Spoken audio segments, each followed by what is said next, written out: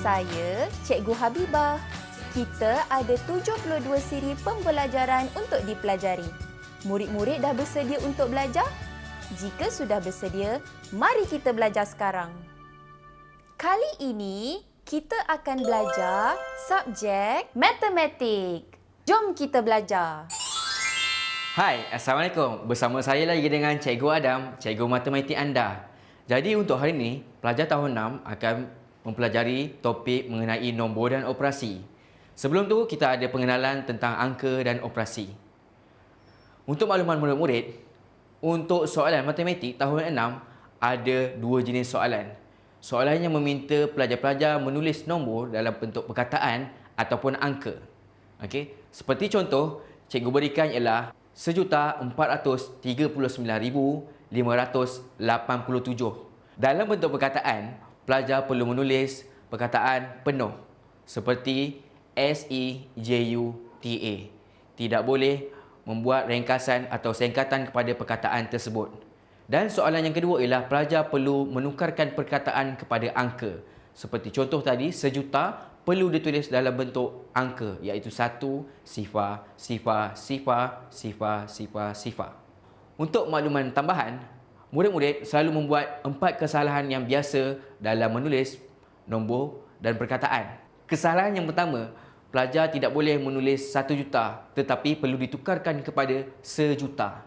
Selain itu, perkataan 1,000 tidak boleh dituliskan dalam bentuk 1,000 tetapi perlu ditulis dalam bentuk 1,000.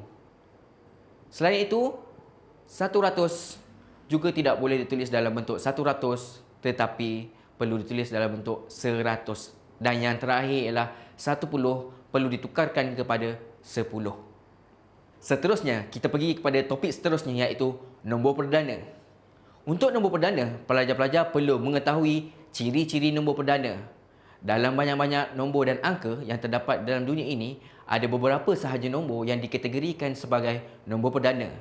Dan ciri-cirinya ialah, yang pertama, hanya ada 2 pembahagi. Bermaksud, nombor tersebut boleh dibahagikan kepada 2 angka sahaja. Yang kedua, boleh dibahagikan dengan nombor 1 dan dirinya sendiri. Dan ciri-ciri yang ketiga ialah lebih daripada nombor atau angka 1. Bermaksud, nombor 1 tidak terlibat dalam golongan nombor perdana. Contohnya, nombor 2. Adakah nombor 2 adalah nombor perdana? Jom kita kenal pasti melalui ciri-ciri yang telah diberikan untuk kenal pasti sebagai nombor perdana. Yang pertama, hanya ada 2 pembahagi. Nombor 2 boleh dibahagikan dengan nombor 2 dan nombor 2 boleh dibahagikan dengan nombor 1. Dan kedua-dua ciri-ciri tersebut menepati ciri yang kedua iaitu boleh dibahagikan kepada nombor 1 dan nombor dirinya sendiri iaitu nombor 2. Seterusnya, kita pergi pada contoh seterusnya ialah nombor 3. Nombor 3 hanya boleh dibahagikan dengan nombor 3 dan nombor 3 boleh dibahagikan dengan 1. Dan kedua-dua tersebut menepati ciri-ciri nombor perdana. Seterusnya, kita pergi kepada topik nilai digit. Nilai digit ataupun nama ringkasannya ialah jumlah sesuatu angka ataupun angka. Dalam bahasa ringkasannya ialah perlu menulis semula nombor tersebut. Contoh yang cikgu berikan ialah 1,439,587. Perlu ditulis dalam bentuk angka ataupun nombor. Seperti contoh, 80 perlu ditulis dalam bentuk 80 dalam bentuk nombor iaitu 8 dan sifar. Contoh yang kedua, 9,000.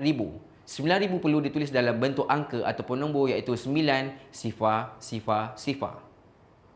Jadi cikgu sediakan beberapa soalan.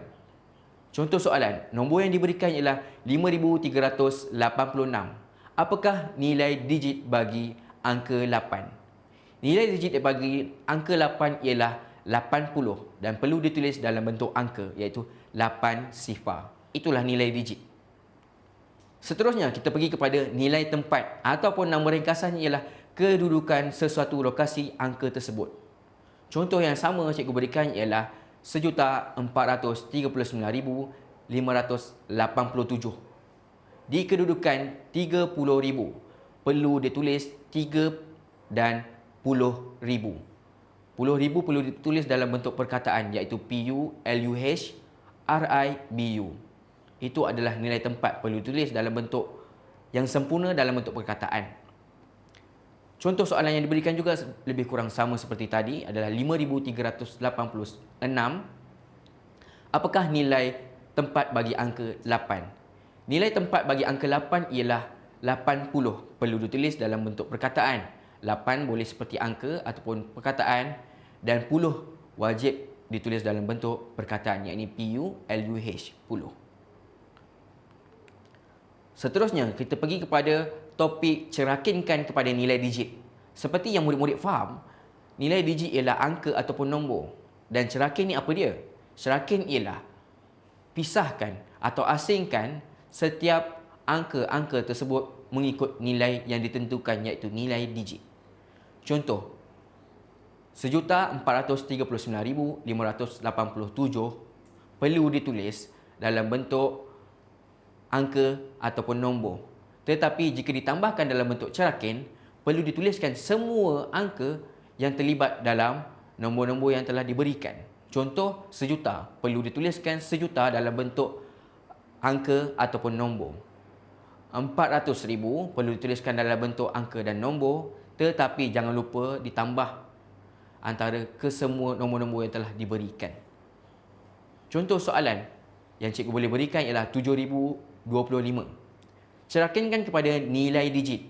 Jadi jawapannya ialah 7,000 tambah 20 tambah 5 dalam bentuk angka. Itulah cerakinkan nilai digit. Seterusnya, kita pergi kepada cerakin nilai tempat. Seperti yang murid-murid faham, nilai tempat ialah nama sesuatu angka ataupun nama sesuatu lokasi kepada sesuatu nombor. Contoh yang cikgu berikan ialah 1,439,587 perlu ditulis dalam bentuk perkataan. Seperti contoh, 80 perlu ditulis 80. 10 seperti biasa dalam bentuk perkataan, PULUH, 10. Dan jika ditambah lagi dengan soalan cerakin, cerakin ialah memisahkan antara angka-angka tersebut mengikut nilai tempat. Seperti contoh, 1,000,000 perlu dituliskan 1,000,000 tambah 400,000 tambah 30,000 tambah 9,000 tambah 500 tambah 80 dan yang terakhir tambah dengan 7. Itu adalah cerakin kepada nilai tempat. Seterusnya, kita pergi ringkasan kepada bundarkan kerana topik ini sudah dipelajari dalam tahun 5. Untuk bundarkan, ada cuma 2 info yang perlu pelajar ingat dan hafal, iaitu info perlu dikekalkan ataupun perlu ditambah dengan angka 1. Apa yang perlu dikekalkan, apa yang perlu ditambahkan dengan 1. Apa yang perlu dikekalkan ialah apabila nombor yang dibundarkan bertemu dengan nombor sifar 1, 2, 3 dan 4. Manakala jika bertemu dengan nombor 5, 6, 7, 8 dan 9 perlu ditambahkan angka 1. Kita ambil contoh, bundarkan kepada 10 yang terdekat untuk angka yang cikgu berikan, iaitu 437,823. Perkara pertama sekali yang pelajar perlu buat ialah gariskan dulu apa yang perlu dibundarkan, iaitu 10 yang terdekat. Apa nombor yang ada pada 10? Nombor yang ada pada 10 ialah nombor 2. Jadi gariskan awal-awal supaya pelajar-pelajar tidak terkeliru apa yang perlu dibundarkan. Langkah yang kedua ialah pelajar perlu melihat nombor di belakang nombor yang perlu dibundarkan, iaitu di belakang nombor yang digariskan tadi. Nombor yang di belakangnya adalah nombor 3. Nombor 3 ialah termasuk dalam kategori yang perlu dikekalkan. Bermaksud dikekalkan ialah nombor tidak perlu ditambahkan apa-apa kepada nombor yang perlu dibundarkan.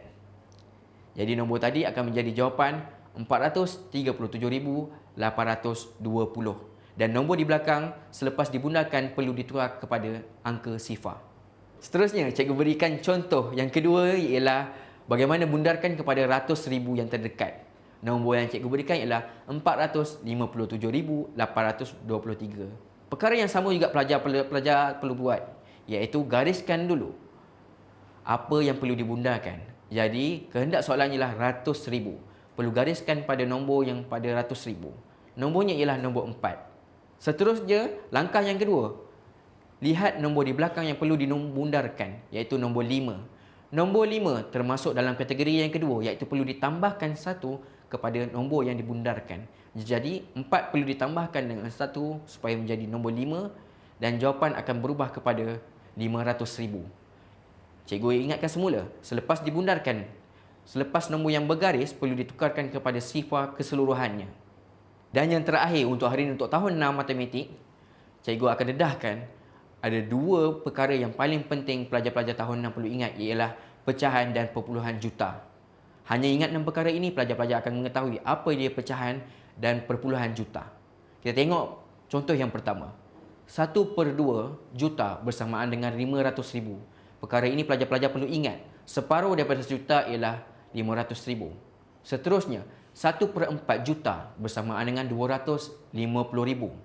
Jika 1/4 ialah 250,000, bermakna 4/4 juta bersamaan dengan 1 juta. Seterusnya, pecahan yang ketiga ialah 1/5 juta bersamaan dengan 200,000. 200,000 jika dibarabkan kepada 5, dia akan menjadi 1 juta. Jadi 1/5 juta bersamaan dengan 200,000. Dan yang terakhir, pecahan juta ialah 7/10 juta bersamaan dengan 700,000. Seterusnya kita pergi kepada perpuluhan juta. Nampak susah? Tetapi tidak, kerana perpuluhan hanya mengganggu pemikiran murid-murid untuk menjawab soalan-soalan juta tersebut. Seperti contoh, 1/2 juta bersamaan dengan 1.200.000. Dan seterusnya, 0.4 juta bersamaan dengan 400,000. Titik tadi diletakkan di belakang angka juta. Jadi selepas nombor 1 akan jadi nombor 2, bermakna itu adalah 1.200.000. Sekian saja topik kali ini. Jumpa lagi dengan Cikgu Adam dalam video akan datang. Jangan lupa ulang kaji di rumah. Sekian, terima kasih. Assalamualaikum.